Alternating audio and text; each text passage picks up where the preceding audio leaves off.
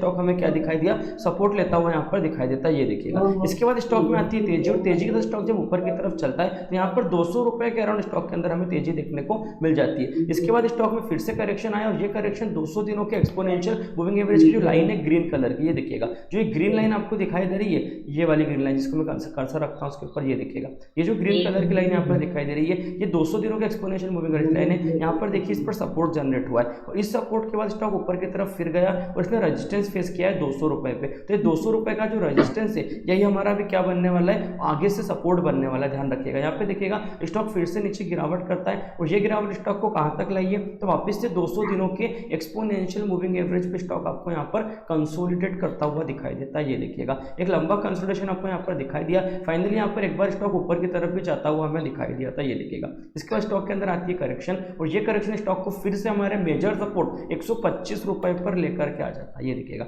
125 रुपए का सपोर्ट है हमारा, मेजर सपोर्ट यहाँ पर बनता हुआ दिखाई देता है। इसके बाद स्टॉक में आता है करेक्शन, और ये करेक्शन स्टॉक को ऊपर की तरफ लेकर के फिर से चला जाता है, ये देखिएगा ऊपर स्टॉक में जा गया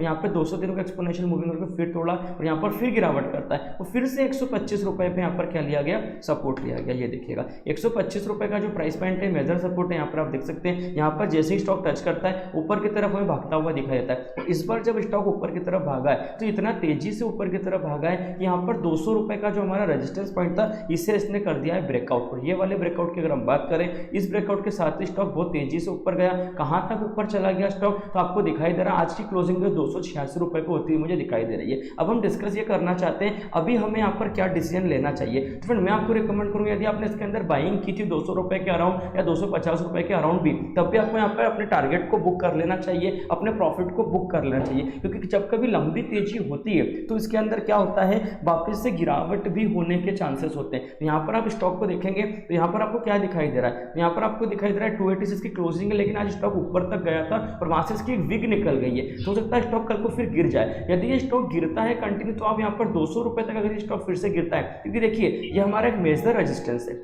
ये वाला यहाँ पर मेजर रेजिस्टेंस पे स्टॉक ने क्या किया है, एक बड़ा सा ब्रेकआउट दिया, तो यहाँ पर आके सपोर्ट लेगा वापस से। जब भी स्टॉक अब यहाँ पे नीचे आएगा तो यहाँ पर एक सपोर्ट जनरेट करेगा। तो मैं आपको रिकमेंड करूंगा जब भी स्टॉक आपको 200 रुपए के आसपास से मिलेगा तब आप इसके अंदर एंट्री करके ऊपर की तरफ वापस से 250 280 तक के टारगेट रख सकते हैं, और नीचे की तरफ मात्र 10 रुपए का स्टॉप लॉस आपको यहाँ पर रखना होगा 190 रुपए का। लेकिन फिलहाल आपको यहाँ पर कोई भी एंट्री नहीं करना चाहिए, अभी आपको अपने प्रॉफिट को यहाँ पर बुक करना चाहिए यदि आपने बाइंग किया है तो, और बाइंग नहीं किया है तो आपको यहाँ पर फिलहाल इसे अवॉइड करना चाहिए। तो फ्रेंड ये था हमारा लिबर्टी इशू को लेकर के टेक्निकल व्यू। इसी तरह के और भी वीडियो पाने के लिए चैनल को भी लाइक शेयर और सब्सक्राइब करना